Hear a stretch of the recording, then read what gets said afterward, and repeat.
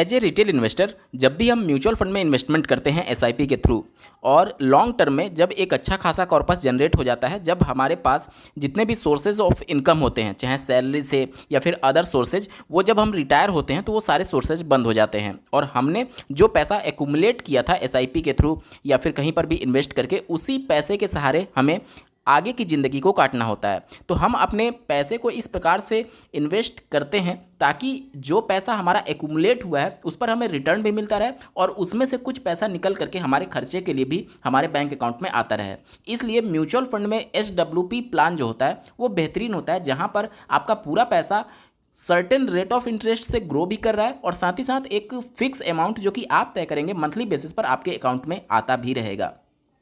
अब एक जनरल सा डाउट जो कि सबके मन में आता ही है कभी ना कभी, जैसे कि अभी मान लीजिए आपकी एज 30 साल हो सकती है, 40 साल हो सकती है, 45 साल हो सकती है, तो आप एसआईपी मोड में पैसे को एक्यूमुलेट करते रहते हैं, जमा करते रहते हैं और 10 साल 15 साल के बाद हो सकता है कि आपका ये कॉर्पस बढ़ करके 1 करोड़ के आसपास हो जाए।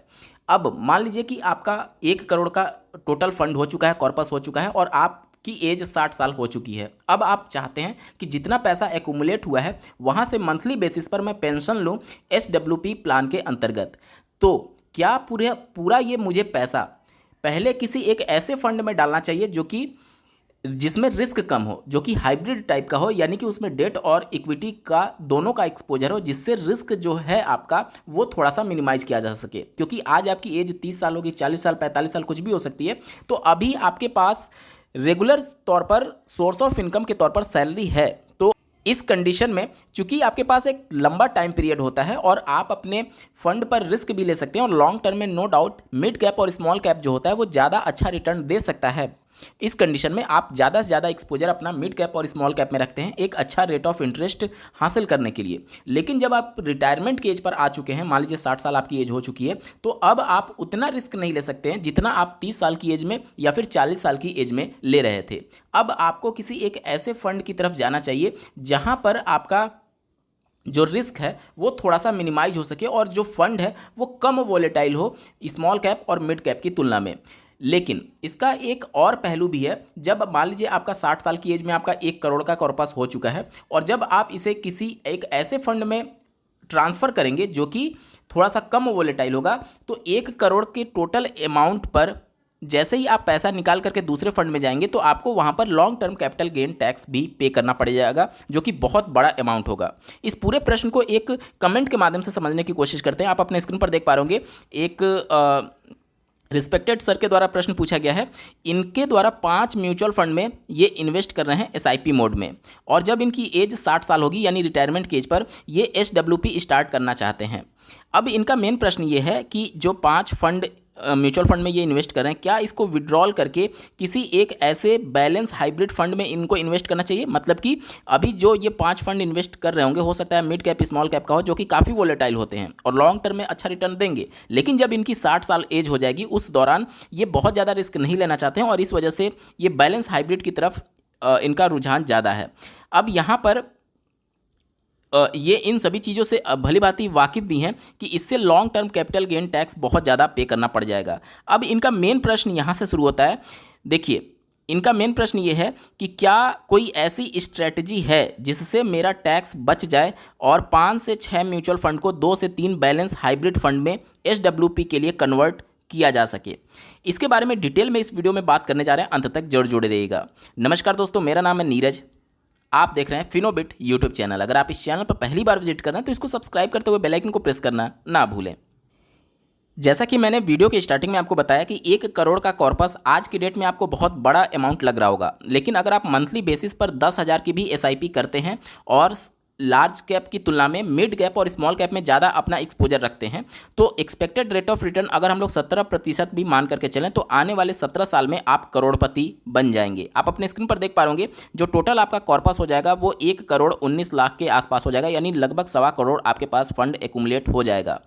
यहाँ पर मैंने जो एसआईपी का अमाउंट ले रखा है वो मात्र 10,000 ले रखा है। अगर आप एसआईपी का अमाउंट बढ़ा करके 15,000 कर देंगे और रेट ऑफ इंटरेस्ट को अगर आप 15% भी कर दें तो आने वाले 15 साल में ही आप करोड़पति बन जाएंगे। इसको थोड़ा सा मैं और आसान तरीके से मैं आपको कैलकुलेट करके दिखाने की कोशिश करता हूँ। देखिए, मैंने 15,000 ले लिया, रेट ऑफ इंटरेस्ट 15% कर देता हूँ और आने वाले 15 साल तक अगर आप इन्वेस्टेड रहें तो आपका जो टोटल कॉर्पस बन जाएगा, आप अपने स्क्रीन पर देख पा रहे होंगे, 1,51,52,946 रुपया बन जाएगा। मतलब कि अगर आप इन्वेस्टमेंट को लेकर के सिंसियर हैं और डिसिप्लिन्ड हैं तो करोड़पति आप बड़े आसानी से बन सकते हैं, क्योंकि म्यूचुअल फंड में कंपाउंड इंटरेस्ट आपको मिलता है, ब्याज पर ब्याज मिलता है और इसकी वजह से लॉन्ग टर्म में आपका पैसा बहुत तेजी से ग्रो कर रहा होता है।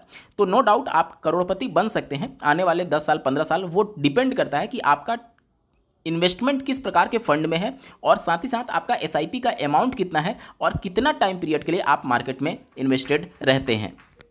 अब आते हैं मेन प्रश्न पर। जैसे कि मान लीजिए कि अभी आप एसआईपी मोड में जब इन्वेस्टमेंट कर रहे हैं तो मिड कैप और स्मॉल कैप में ज़्यादा से ज़्यादा एक्सपोजर रखे होंगे, जो कि बहुत ज़्यादा वोलेटाइल नेचर का होता है।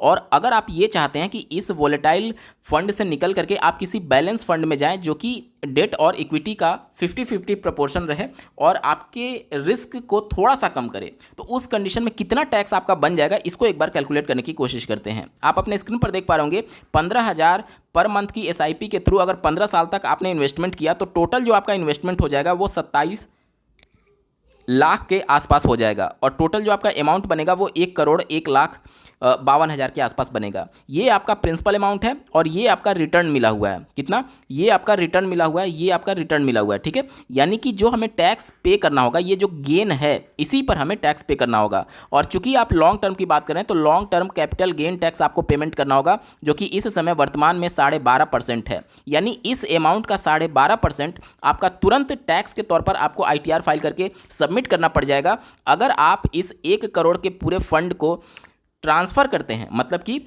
अभी जिस फंड में आप एसआईपी कर रहे हैं उसको निकाल करके अगर आप किसी एक ऐसे कम वोलेटाइल फंड में जाते हैं तो कितना टैक्स बन जाएगा, इसको एक बार कैलकुलेट करते हैं। यहाँ पर ये 74.5 लाख के आसपास हम लोग इसको राउंड फिगर कर देते हैं, 74.5 लाख, और 74.5 लाख का 12.5% हम लोग कैलकुलेट करते हैं।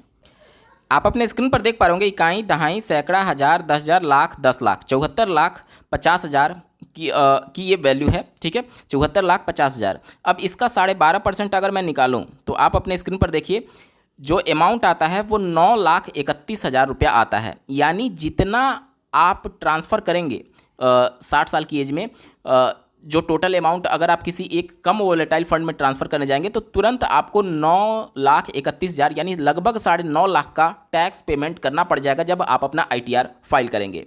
तो यहाँ पर आपको ये भी समझना है कि जो फंड आप ट्रांसफ़र करके अपनी वोलेटिलिटी को कम करना चाहते हैं उससे ज़्यादा तो आप टैक्स पे कर देंगे, और इस टैक्स को आप इग्नोर भी नहीं कर सकते, या फिर इसको ऐसा नहीं है कि आप पे नहीं करेंगे तो काम चल जाएगा, क्योंकि तुरंत आपके घर इनकम टैक्स का नोटिस आ जाएगा, क्योंकि बहुत बड़ा अमाउंट लगातार आपके अकाउंट में 1 करोड़ का पैसा आपके बैंक अकाउंट में आएगा। तो निश्चित तौर पर ये जब इतना बड़ा अमाउंट आपके बैंक अकाउंट में आता है तो इनकम टैक्स की नज़र आपके अकाउंट पर रहती है। तो उस कंडीशन में आईटीआर फाइल करने के लिए आपको इनकम टैक्स का नोटिस आ सकता है। तो इन सबसे बचने के लिए आपको आईटीआर फाइल करना ही पड़ेगा, और जैसे ही आईटीआर फाइल करेंगे आपको 9.5 लाख का टैक्स पेमेंट करना पड़ जाएगा। अब देखिए, नो डाउट जब भी हम SWP करते हैं यानी सिस्टमेटिक विड्रॉल प्लान लेते हैं तो सिस्टमेटिक विड्रॉल प्लान के अंतर्गत एक फिक्स अमाउंट आपके इन्वेस्टमेंट्स में से लगातार निकल रही होती है। इस वजह से हमें एक ऐसे फंड की ज़रूरत होती है जो कि थोड़ा सा कम वोलेटाइल हो। लेकिन ये स्ट्रेटजी किसके लिए? ये स्ट्रेटजी उनके लिए है जो कि तुरंत इन्वेस्टमेंट कर करके और आने वाले 1 से 2 साल में अपना SWP स्टार्ट करना चाहते हैं। उनके लिए ये है कि अगर आप नया इन्वेस्टमेंट करके और तुरंत SWP स्टार्ट करना चाहते हैं तो आप थोड़ा सा कम वोलेटाइल फंड लीजिए। जैसे कि बैलेंस एडवांटेज फंड की जब बात की जाती है तो उसमें हो सकता है 50% इक्विटी में एक्सपोजर और 50% मान लीजिए डेट में एक्सपोजर हो। इससे फ़ायदा ये होता है कि मान लीजिए कि आपने इन्वेस्टमेंट तुरंत किया और मार्केट नीचे जाने लगा तो इक्विटी वाला जो पोर्शन है वो आपको निगेटिव में रिटर्न दे सकता है, लेकिन जो आपका डेट वाला पोर्शन है वो फिक्स रेट से 7-8% से आपका पैसा ग्रो करेगा। अगर 100% आपका इक्विटी में एक्सपोजर रहता तो टोटल पैसा आपका निगेटिव में चला जाता, लेकिन चूंकि आपने हाइब्रिड फंड लिया है उस वजह से 50% जो डेट वाला एक्सपोजर है यानी कि मान लीजिए आपने 10 लाख इन्वेस्टमेंट किया, ध्यान से सुनिएगा, मान लीजिए आपने 10 लाख इन्वेस्टमेंट किया, तो 10 लाख का 5 लाख, मान लीजिए 50% 5 लाख हुआ, तो 5 लाख आपका मान लीजिए कि इक्विटी में एक्सपोजर लिया गया हाइब्रिड के थ्रू, और 5 लाख आपका डेट में एक्सपोजर लिया गया। अब मान लीजिए मार्केट -10% रिटर्न दे रही है, एक साल मार्केट में करेक्शन आ गया, गिरावट हो गई, और मान लीजिए 10% रिटर्न दे रही है, तो अगले साल आपके ये 5 लाख की वैल्यू कितनी हो जाएगी, 5 लाख का 50,000 तो आपका निगेटिव में चला जाएगा, यानी 4,50,000 आपका अमाउंट बच जाएगा। 4,50,000 कितना, 4,50,000।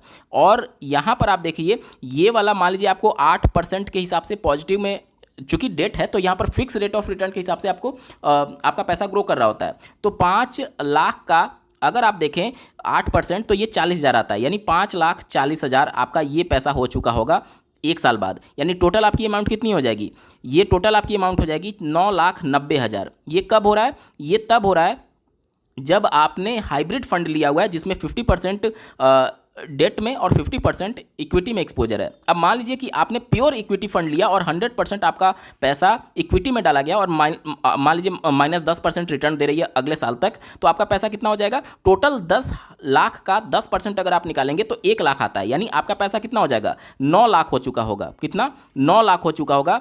यानी कि अब आप समझ पा रहे होंगे कि जब आप शॉर्ट पीरियड की बात करते हैं, शॉर्ट पीरियड की 1 साल 2 साल 3 साल, तो वहाँ पर आपके लिए हाइब्रिड फंड अच्छे हो सकते हैं। लेकिन जब आप लॉन्ग पीरियड की बात करते हैं तो लॉन्ग पीरियड में आपके लिए हाइब्रिड फंड अच्छा नहीं है, आपके लिए मिड कैप स्मॉल कैप ही फंड अच्छा है, और आप इसी के थ्रू अपना एक्सपोजर लेकर के आप अपना अच्छा खासा कॉर्पस 1 करोड़ के आसपास जनरेट कर चुके होंगे। यहाँ तक क्लियर हो गया। तो अगर आप एक ऐसे इन्वेस्टर हैं जो SWP के तहत रेगुलर इनकम चाहते हैं म्यूचुअल फंड से, लेकिन अभी आपने इन्वेस्टमेंट नहीं किया है, नया इन्वेस्टमेंट करके आप चाहते हैं, तो आपके लिए जो हाइब्रिड फंड होता है वो बेहतरीन फंड होता है। लेकिन अगर आप 10 साल 12 साल 15 साल से पहले से इन्वेस्टमेंट कर रहे हैं और इन्वेस्टमेंट करने के दौरान आपने एक अच्छा खासा कॉर्पस जनरेट कर लिया है, मान लीजिए आप 10 साल से इन्वेस्टमेंट कर रहे हैं, 15 साल से इन्वेस्टमेंट कर रहे हैं, तो 10 साल 15 साल में आपका पैसा अच्छा खासा ग्रो कर चुका होगा, और 15 साल में मार्केट, ध्यान से सुनिएगा, 15 साल में मार्केट इस प्रकार से ग्रो कर रही होगी। कई बार उतार चढ़ाव देखने को मिला होगा, लेकिन अब मार्केट यहाँ पर है। अब 15 साल पहले जब आपने इन्वेस्टमेंट स्टार्ट किया था, मान लीजिए यहाँ से, तो ऐसा नहीं होगा कि गिर करके बिल्कुल मार्केट यहाँ पर आ जाए, बिल्कुल जीरो पर आ जाए, नहीं, ऐसा नहीं होगा। मार्केट ज़्यादा से ज़्यादा 5% 10% करेक्शन कर ले तो वो बहुत बड़ी बात है, क्योंकि आज डिजिटलाइजेशन का ज़माना है, सारे लोग धीरे धीरे अवेयर हो रहे हैं। अगर आप पहले समय में देखेंगे तो बहुत ज़्यादा मार्केट करेक्शन होता था, लेकिन आज के समय में 1% 2% भी गिर जाए तो बहुत बड़ी बात मानी जाती है। क्यों? क्योंकि रिटेल इन्वेस्टर जो है वो अब समझ चुका है कि बैंक में जो हमें रिटर्न मिल रहा है वो इन्फ्लेशन तक को बीट नहीं कर पा रहा है, इसलिए लोग म्यूचुअल फंड की तरफ ज़्यादा एक तरीके से आकर्षित हो रहे हैं। तो जो भी रिटेल इन्वेस्टर्स हैं, यानी आम पब्लिक, हम और आप जैसे लोग, वो बहुत ज़्यादा इन्वेस्टमेंट कर रहे हैं म्यूचुअल फंड में। जब भी किसी म्यूचुअल फंड में आप इन्वेस्टमेंट करें तो इनडायरेक्ट वे में क्या हो रहा है, स्टॉक्स में ही पैसा जा रहा है। जब स्टॉक में लगातार इनफ्लो बढ़ता जाएगा तो जाहिर सी बात है उसकी प्राइस हाई होती चली जाएगी, ऊपर चलती चली जाएगी। इसीलिए अगर आप देखें तो करेक्शन बहुत रेयर हो रहे हैं अब, और बहुत ज़्यादा हो रहे हैं, तो 1% 2% बहुत ज़्यादा हो रहे हैं, 3% 4% तक अब रेयरली आपको देखने को मिल रहा है, जब तक कि कोई बहुत बड़ी न्यूज़ ना आ जाए या फिर किसी बड़ी आपातकालीन स्थिति ना हो जाए, जैसे कोरोना की स्थिति हुई थी। तो अभी के समय में अगर आप देखेंगे तो 15 साल में अगर आपका पैसा यहाँ से बढ़ करके यहाँ हो चुका है, तो ज़्यादा से ज़्यादा 1% 2% 3% 4% तक ही तो करेक्शन होगा। तो उस दौरान आज जो आपके पैसे का इन्वेस्टेड वैल्यू है वो तब भी आप ज़्यादा रहेंगे जब 15 साल बाद आपके पैसे का मार्केट करेक्शन होने की वजह से पैसा एक तरीके से निगेटिव में जाएगा। वो ऐसा नहीं होगा कि आज के वैल्यू से वो निगेटिव में जाएगा, बल्कि जो आपका टोटल गेन हुआ होगा उसमें से कुछ पैसा निगेटिव में जाएगा। तो आपका प्रिंसिपल अमाउंट से निगेटिव में जाने की संभावना 0% है आज से 10 साल 15 साल बाद।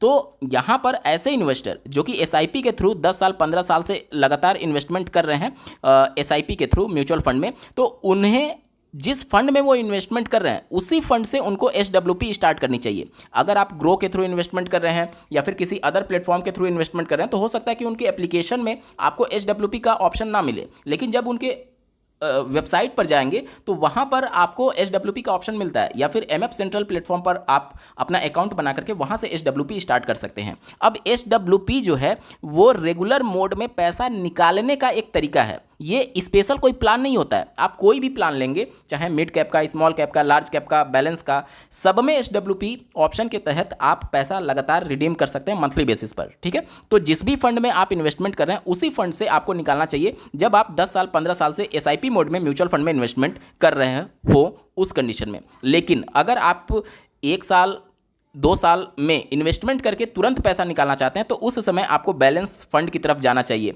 लेकिन जब आप लंबे समय से इन्वेस्टमेंट करते आ रहे हैं तो उस समय आपको पूरा पैसा यहाँ से निकाल करके बैलेंस में डालने की ज़रूरत नहीं है, बल्कि थोड़ा सा स्ट्रेटजी में आपको बदलाव करना चाहिए। स्ट्रेटजी में क्या बदलाव करना चाहिए, ध्यान से सुनिएगा।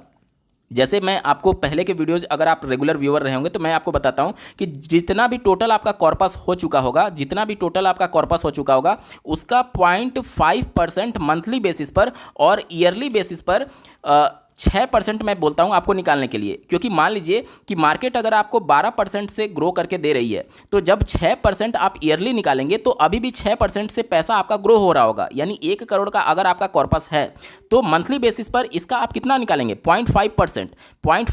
1 करोड़ का 50,000 के आसपास आता है। यानी अगर आपका कॉर्पस 1 करोड़ का हो चुका है तो 50,000 मंथली बेसिस पर आप बड़े आराम से निकाल सकते हैं। ठीक है, बड़े आराम से निकाल सकते हैं और आपका पैसा लगभग 6% से लगातार वो ग्रो कर रहा होगा। तो ये पैसा कभी आपका फ्यूचर में ख़त्म ही नहीं होगा, कभी भी ख़त्म नहीं होगा। ठीक है, और जब भी अगर आपका मान लीजिए मिड कैप और स्मॉल कैप में आपका इन्वेस्टमेंट है, ध्यान से सुनिएगा, जब मान लीजिए अगर आपका कोई फंड है लार्ज कैप का तो उसमें आप 0.5% निकालिए, कोई प्रॉब्लम नहीं है मंथली बेसिस पर। लेकिन अगर आपका कोई मिड कैप का फंड है, कोई स्मॉल कैप का फंड है, तो मिड कैप और स्मॉल कैप जो है वो ज़्यादा वोलेटाइल है लार्ज कैप की तुलना में। तो यहाँ पर जो हम 0.5% निकाल रहे थे, यहाँ पर अगर आप चाहें तो 0.45% अगर आप निकालेंगे तो साल भर का ये कितना हो जाएगा, लगभग 5.5% के आसपास ही आएगा। तो लार्ज कैप में जब आप जाते हैं तो साल भर का आप 6% निकाल रहे थे, लेकिन मिड कैप और स्मॉल कैप में जब आप जाते हैं तो साल भर का आप 5.5% निकालेंगे। तो ये कहीं ना कहीं जो वॉलेटिलिटी है उसको आप थोड़ा सा मैनेज कर पाएंगे। यानी मिड कैप और स्मॉल कैप में आपको साल भर का 5.5% तक निकालना चाहिए और लार्ज कैप में आप साल भर का 6% तक निकाल सकते हैं। क्यों निकाल रहे हैं ऐसे, क्योंकि ये वॉलेटिलिटी की वजह से। अब ध्यान से सुनिएगा, अगर मैं ये मान करके चल रहा हूँ कि 1 करोड़ का मेरा कॉर्पस है, उसका 0.5% मैं मंथली बेसिस पर निकालना चाहता हूं। अगर आपका स्मॉल कैप में 1 करोड़ अमाउंट हो चुका है और वहां से अगर आप SWP करना चाहते हैं तो आप चाहें तो इसका 10 से 20% जो अमाउंट है उसको आप वॉलेटिलिटी के लिए रख सकते हैं। जैसे कि मैंने अभी आपको बताया कि 1 करोड़ का 0.5% 50,000 के करीब आता है। तो अगर आपका स्मॉल कैप में 1 करोड़ हुआ है और वहां से अगर आप SWP स्टार्ट करना चाहते हैं तो उस कंडीशन में आप 1 करोड़ 10 लाख, ध्यान से सुनिएगा, 1 करोड़ 10 लाख या फिर 1 करोड़ 20 लाख है तो इसको आप कंसीडर करेंगे 1 करोड़ के आसपास। क्यों, क्योंकि 10 लाख या फिर 20 लाख को मैं वॉलेटिलिटी के लिए कंसीडर करके चलूंगा कि ये जो गेन है 10 लाख या फिर 20 लाख का, वो जब मार्केट में करेक्शन आएगा तो स्मॉल कैप ज़्यादा गिरती है। तो यहाँ पर स्मॉल कैप वाले फंड को आप 10% लेस लेकर के चलिएगा, 10% लेस लेकर के चलेंगे तो इससे क्या होगा कि वॉलेटिलिटी को मैनेज करने में आपको आसानी होगी। या तो आप ऐसे कर सकते हैं या तो मैंने जो आपको बताया 0.45% मंथली बेसिस पर वो आप निकाल सकते हैं। दोनों में से कोई भी एक स्ट्रेटजी आप चुन सकते हैं। तो ऐसे रिटेल इन्वेस्टर जिनका लॉन्ग टर्म से इन्वेस्टमेंट हो रहा है SIP के थ्रू म्यूचुअल फंड में और अच्छा खासा कॉर्पस बन चुका है तो उनको दूसरे किसी फंड में, कम वोलेटाइल फंड में जाने की जरूरत नहीं है, क्योंकि जैसे ही आप जाएंगे तो बहुत अच्छा खासा और बहुत बड़ा अमाउंट आपको टैक्स पे करना पड़ जाएगा। टैक्स से बचने के लिए आप जिस फंड में हैं उसी फंड से SWP स्टार्ट करिए। अब जैसे इनका मेन प्रश्न था कि ये 5 फंड में म्यूचुअल फंड में इन्वेस्टमेंट कर रहे हैं, 5 फंड में, ये पहला फंड हो सकता है, ये दूसरा, ये तीसरा, ये चौथा और ये 5वां। तो क्या इनको सबको मिलाकर के 2 या 3 फंड में करना चाहिए? नहीं, आपकी जो SIP चल रही है उसको आप चलते रहने दीजिए। जब भी आपका 60 साल कंप्लीट होगा तो आपका ये वाले फंड में जितना भी अमाउंट एक्यूमुलेट हो चुका होगा, मान लीजिए यहाँ पर आपका 10 लाख एक्यूमुलेट हुआ, यहाँ पर आपका मान लीजिए 10 लाख एक्यूमुलेट हो चुका है, ठीक है, और दूसरे फंड में मान लीजिए आपका 20 लाख हो चुका है, तीसरे में मान लीजिए आपका 10 लाख हो चुका है, चौथे में मान लीजिए आपका 25 लाख हो चुका है, पांचवें में मान लीजिए आपका 30 लाख हो चुका है। तो इसको आप एज इट इज चलने दीजिए। अब ये जो टोटल अमाउंट होगा इसका आपको परसेंटेज देखना होगा। जैसे मान लीजिए ये फंड स्मॉल कैप का है, तो स्मॉल कैप का है तो टोटल जो कॉर्पस होगा उस समय 60 साल की एज में जो भी आपका हो सकता है उसके हिसाब से मैं बता रहा हूँ 0.45% आप मंथली बेसिस पर निकाल सकते हैं। अब मान लीजिए ये फंड, ये मान लीजिए स्मॉल कैप का था, ये मान लीजिए मिड कैप का है, तो ये जो जितना कॉर्पस हुआ इसका भी आप 0.45% मंथली बेसिस पर निकाल लीजिए। ये मान लीजिए आपका लार्ज कैप का फंड है तो ये कम वोलेटाइल है तो इसका आप मंथली बेसिस पर 0.5% निकाल लीजिए। ये मान लीजिए कि अगर आपका लार्ज कैप का फंड है तो इसका भी 0.5% निकाल लीजिए, और ये मान लीजिए स्मॉल कैप का है तो इसका आप 0.45% निकाल लीजिए। तो इस प्रकार से जब आप सभी म्यूचुअल फंड में, जितने भी 5 आपके म्यूचुअल फंड हैं, उसमें अलग अलग आप SWP स्टार्ट करेंगे, और अलग अलग SWP स्टार्ट करने के बाद जो भी डेट आप चुनेंगे उस डेट में आपका पैसा आपके बैंक अकाउंट में आ जाएगा। इससे आप टैक्स लायबिलिटी से बच जाएंगे। देखिए टैक्स लायबिलिटी से कैसे बचेंगे, ध्यान से सुनिएगा। अभी मैंने आपको बताया कि 1 करोड़ के अमाउंट को जब आप निकाल करके किसी कम वोलेटाइल फंड में डालने जाएंगे तो लगभग 9.5 लाख का तो आपका टैक्स बन जा रहा था। लेकिन अगर यहीं 1 करोड़ को अलग अलग फंड में आपका है, और अलग अलग फंड से जब आप उसको मंथली बेसिस पर निकालेंगे, अगर आप 50,000 पर मंथ भी निकालते हैं तो 12 25 60 6 लाख का सालाना आप विड्रॉल लेंगे। और उस समय 60 साल की एज में, चूंकि जो भी आपकी रेगुलर इनकम होगी सैलरी के तौर पर, हो सकता है कि वो बंद हो चुकी हो, तो कोई भी अदर सोर्स ऑफ इनकम आपका नहीं होगा। और न्यू टैक्स रिजीम के हिसाब से 7 लाख तक अगर आपका कोई भी टोटल इनकम से कम है तो आपकी कोई भी टैक्स लायबिलिटी नहीं बनती है। तो भले ही आपका 6 लाख टोटल यहाँ से म्यूचुअल फंड में SWP के माध्यम से आपको इनकम हो रही है, लेकिन ये चूंकि 7 लाख से कम है तो आपकी टैक्स लायबिलिटी जीरो बनेगी। यहाँ यानी कि यहाँ पर 6 लाख आप सालाना म्यूचुअल फंड से ले रहे हैं, लेकिन आपकी टैक्स लायबिलिटी जीरो बनेगी। आपको एक भी रुपया टैक्स के तौर पर नहीं पे करना पड़ेगा। हालांकि आप ITR फाइल जरूर करेंगे, ITR में ये सारी चीज़ें जरूर दिखाएंगे, लेकिन जो लॉन्ग टर्म कैपिटल गेन होता है और शॉर्ट टर्म कैपिटल गेन होता है वो आपके टोटल इनकम में जुड़ता है, और टोटल इनकम के बाद वो देखा जाता है कि क्या ये आपका 7 लाख से ऊपर जा रहा है या नहीं। इसके रिगार्डिंग एक डेडिकेटेड वीडियो में मैंने प्रूफ के साथ दिखा रखा है, जिसका डेडिकेटेड लिंक आपको इस वीडियो के डिस्क्रिप्शन में दिया गया। तो मेक श्योर कि इस वीडियो के समाप्त होने के बाद से आप डिस्क्रिप्शन जरूर चेकआउट कर लीजिएगा। कहने का मतलब ये है कि आप अपने पूरे फंड को ट्रांसफर मत करिए। अगर आपका 10 साल 15 साल से इन्वेस्टमेंट चल रहा है तो वो अच्छा खासा कॉर्पस हो चुका होगा, और आप जब भी ट्रांसफर करेंगे तो बहुत बड़ा अमाउंट आपको टैक्स के तौर पर पे करना पड़ जाएगा। इस टैक्स से बचने के लिए आप उसी फंड से SWP स्टार्ट कर दीजिए, और उस फंड से जब आप SWP स्टार्ट करेंगे तो ऐसा आप सेट करिएगा। हालांकि अभी आपकी एज आपने मेंशन नहीं किया है, हो सकता है 10 साल 15 साल 20 साल बाद जो टैक्स अभी लिमिट है वो 7 लाख है अभी वर्तमान में न्यू टैक्स रेजिम के हिसाब से, हो सकता है ये अमाउंट भी बढ़ जाए, क्योंकि महंगाई भी बढ़ रही होगी तो हो सकता है ये भी बढ़ जाए। तो उस हिसाब, उस सिनेरियो, उस समय की स्थिति के हिसाब से आपको चीज़ों को कंसीडर करना होगा। अब मान लीजिए कि कोई एक रिटेल इन्वेस्टर बिल्कुल स्ट्रिक्ट है कि भले ही कैसे भी करके मुझे रिस्क बिल्कुल भी नहीं लेना है और मुझे हाइब्रिड फंड में जाना ही है, तो क्या उनके लिए स्ट्रेटजी होनी चाहिए, उस पर एक बार बात कर लेते हैं। देखिए ऐसे रिटेल इन्वेस्टर के लिए स्ट्रेटजी मैं बता रहा हूँ जो स्ट्रिक्टली चाहते हैं कि वो हाइब्रिड फंड से ही अपना जो SWP है वो स्टार्ट करना चाहते हैं। तो उनके लिए स्ट्रेटजी होनी ये चाहिए कि आपको 60 साल तक जो आप SIP पहले ये सोच रहे थे एक प्योर इक्विटी में चलाने के लिए, उसको आपको थोड़ा कम यानी 55 साल तक केवल कंटिन्यू करना चाहिए। 55 साल तक ही आपकी जो रनिंग SIP है वो प्योर इक्विटी में चलनी चाहिए। बाकी का जो 5 साल बचा है आपके पास, क्योंकि 60 पर आपकी रिटायरमेंट होगी, तो अभी आपके पास कितने साल बचा हुआ है, 5 साल। तो जो भी SIP अभी आपकी चल रही होगी उसको बंद कर दीजिएगा 55 साल की एज में, और जो भी अमाउंट का आप SIP कर रहे होंगे वो आप उस फंड में करते रहिएगा 5 साल तक के लिए, जो कि हाइब्रिड फंड से आप स्टार्ट करना चाहते हैं अपना SWP। तो इससे क्या होगा कि इस हाइब्रिड फंड में इन 5 वर्षों में यानी 55 से लेकर के 60 साल तक जो आपका अभी SIP चल रहा है वो अमाउंट इस हाइब्रिड में एक्यूमुलेट होता रहेगा, और 5 साल का चूंकि समय हो चुका होगा, इस वजह से ये भी पैसा ग्रो कर चुका होगा। इससे फ़ायदा ये होगा कि जब आपकी एज 60 साल होगी और इस हाइब्रिड फंड से जब आप अपना एक तरीके से विड्रॉल लेना शुरू करेंगे तो पैसा आपका ग्रो हो चुका होगा कुछ हद तक। यहाँ तक क्लियर हो गया। साथ ही साथ अब जो अभी की SIP आपकी चल रही है 55 साल तक जो आपने चलाई, उसमें भी तो पैसा एक्यूमुलेट हुआ होगा, और अगर इसको भी आप चाहते हैं हाइब्रिड में डालने के लिए तो उस कंडीशन में आपको क्या करना चाहिए, ध्यान से सुनिएगा। 55 साल तक जो भी आपकी SIP चली उसका कुछ ना कुछ तो अमाउंट हुआ होगा जोड़ करके। मान लीजिए वो अमाउंट 75 लाख का हो चुका है, 75 लाख का, और आप चाहते हैं इस 75 लाख को हाइब्रिड में डालने के लिए, और ये काम आप 60 साल तक करना चाहते हैं, यानी अभी भी आपके पास 5 साल का समय है कि इस 75 लाख को आप इस हाइब्रिड फंड में डालना चाहते हैं, लेकिन एक भी टैक्स हमें नहीं देना है। तो उसके लिए क्या करना होगा, ध्यान से सुनिएगा। अगर जिस भी प्रोडक्ट में आप इन्वेस्टमेंट कर रहे होंगे वो लॉन्ग टर्म में आपको 18 से 20% का रिटर्न दे सकता है, अगर आपका मिड कैप और स्मॉल कैप में ज़्यादा से ज़्यादा एक्सपोजर है। यहाँ पर मैं 20% को लेकर के चलता हूँ, 20%, यानी कि अभी अगर आप देखेंगे तो 1,25,000 तक का हमें टैक्सेबल अमाउंट में रिबेट मिलता है टोटल जो हमारी long term capital gain tax होता है 1,25,000 तक का।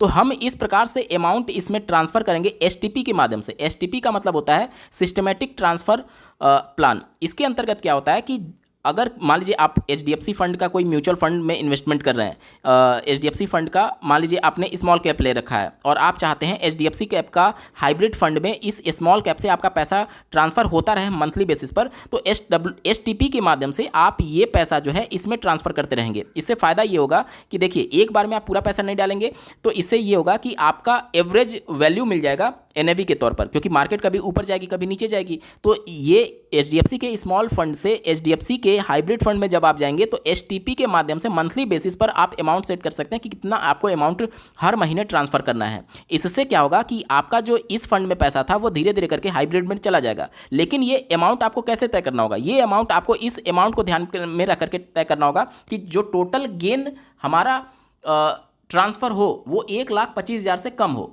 अब देखिए यहाँ से यहाँ जो फंड ट्रांसफ़र होगा इसका एक सीधा सा रूल ये होता है कि यहाँ से ये विड्रॉल होता है और यहाँ पर जाकर के इन्वेस्ट होता है। विड्रॉल का मतलब सीधे तौर पर रिडिम्पशन से समझिए, यानी कि भले ये प्रोसेस आपके बैंक अकाउंट में पैसा नहीं आएगा लेकिन ये रिडिम्पशन प्रोसेस ही माना जाएगा और उस दौरान जो भी पैसा आपका निकालेंगे मतलब कि ट्रांसफ़र होगा वो कहीं ना कहीं जो उस पर गेन होगा वो टैक्सेबल अमाउंट के अंतर्गत आएगा। और वो टैक्सेबल अमाउंट अगर 1,25,000 से कम है तो आपकी टैक्स लायबिलिटी जीरो बनेगी। अब कैसे हम लोग सेट करें कि कितना फंड हमें ट्रांसफ़र करना है? तो इसके लिए आपको करना क्या चाहिए, ध्यान से सुनिएगा। अगर मैं ये मान करके चल रहा हूँ कि 20% हमें सालाना रिटर्न मिल रहा है और अगर मैं ये मान लूँ 5 लाख का प्रिंसिपल अमाउंट है तो इस पर 20% अगर हम लोग निकाल देते हैं तो 5 लाख का 20% 1 लाख होता है और टोटल अमाउंट आपकी 6 लाख हो जाती है। हमें अभी तक गेन कितना हुआ? केवल 1 लाख का, और 1.25 लाख तक हम यहाँ ले सकते हैं। तो अगर मैं यहाँ से 5 लाख को बढ़ा करके 6 लाख कर देता हूँ प्रिंसिपल अमाउंट और इस पर 20% का मानते हैं तो कितना हो जाएगा? ये हो जाएगा आपका 1,20,000, 1,20,000 हो जाएगा। यानी अब जो आपका टोटल अमाउंट होगा 7,20,000 हो जाएगा। कितना? 7,20,000। यानी साल का अगर आप 7,20,000 ट्रांसफ़र करते हैं, ध्यान से सुनिए, साल का 7,20,000 अगर आप ट्रांसफ़र करते हैं तो आपकी टैक्स लायबिलिटी जो है वो 0 रुपया बनेगी, 1 रुपया भी नहीं लगेगा अगर आपको रिटर्न 20% का मिल रहा है तो। यहाँ तक क्लियर हो गया? तो अभी जो रिटेल इन्वेस्टर जिनके 5 म्यूचुअल फंड में इन्वेस्टमेंट है, अगर वो चाहते हैं इस प्रकार का ट्रांसफ़र करना, स्ट्रिक्टली वो चाहते हैं तो इस प्रकार से इस जो हमें रिबेट मिलता है इसको ध्यान में रख करके आप फंड को ट्रांसफ़र कर सकते हैं और आप अपना अमाउंट खुद से कैलकुलेट करेंगे आपको कितना % आपका टोटल XIRR दिख रहा है उसके हिसाब से। प्रत्येक फंड में आपको अलग अलग सेट करना चाहिए। अब प्रत्येक फंड में अलग अलग सेट करने का मतलब कि टोटल फंड को मिलाकर के साल भर में आप इतना ही ट्रांसफ़र करेंगे ताकि आपका जो गेन हो वो इस लिमिट के अंदर हो और आपका पैसा प्योर इक्विटी से निकल करके हाइब्रिड में भी चला जाएगा। और वैसे भी 5 साल तक आपने प्योर इक्विटी वाली SIP को बंद करके हाइब्रिड में ऑलरेडी कर रखा होगा, तो 5 साल में तो यहाँ भी पैसा एक्युमुलेट हुआ होगा और ये पैसा 5 साल में जो आप 7,20,000 ट्रांसफर करेंगे पर ईयर, वो 5 साल में कितना हो जाएगा? 7×5 = 35 और एक 36 लाख, टोटल 75 लाख में से 36 लाख आप ऑलरेडी ट्रांसफर कर चुके होंगे। किसमें? हाइब्रिड प्रोडक्ट में, जब आपकी एज 7 साल हो चुकी होगी, 60 साल हो रही होगी।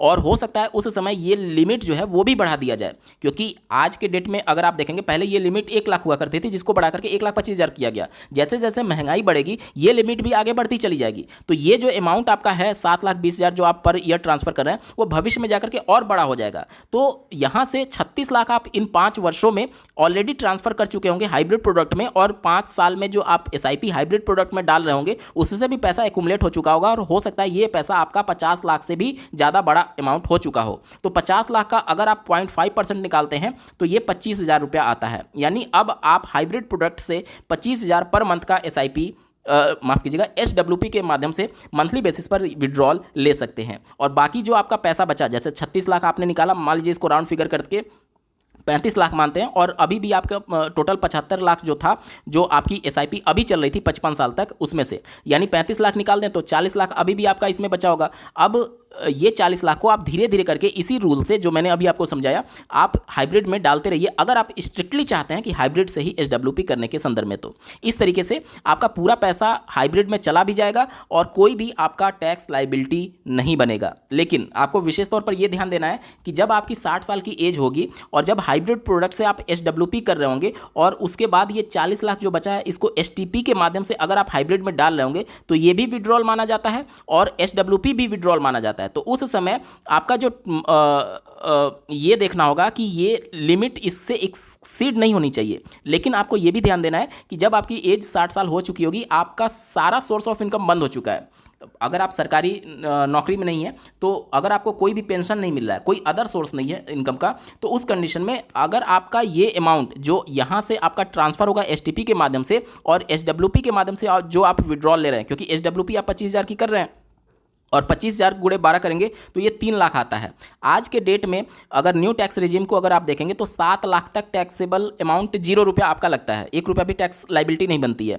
तो अभी भी 4 लाख के आसपास आपका बचता है, जो कि आपका इसके तहत एसटीपी के माध्यम से ये वाला जो 40 लाख बचा हुआ है, इसको अगर आप हाइब्रिड में ट्रांसफर करते हैं तो ये इस 4 लाख जो अभी भी आपका बचा हुआ है टैक्सेबल अमाउंट में, वो आप इसको एडजस्ट कर सकते हैं। कहने का मतलब ये है कि कैसे भी करके टोटल जो आपका गेन है वो 7 लाख से कम होना चाहिए एक साल में, अगर आपकी कोई भी अदर सोर्स से इनकम नहीं हो रही है तो। ठीक है, न्यू टैक्स रेजिम के हिसाब से।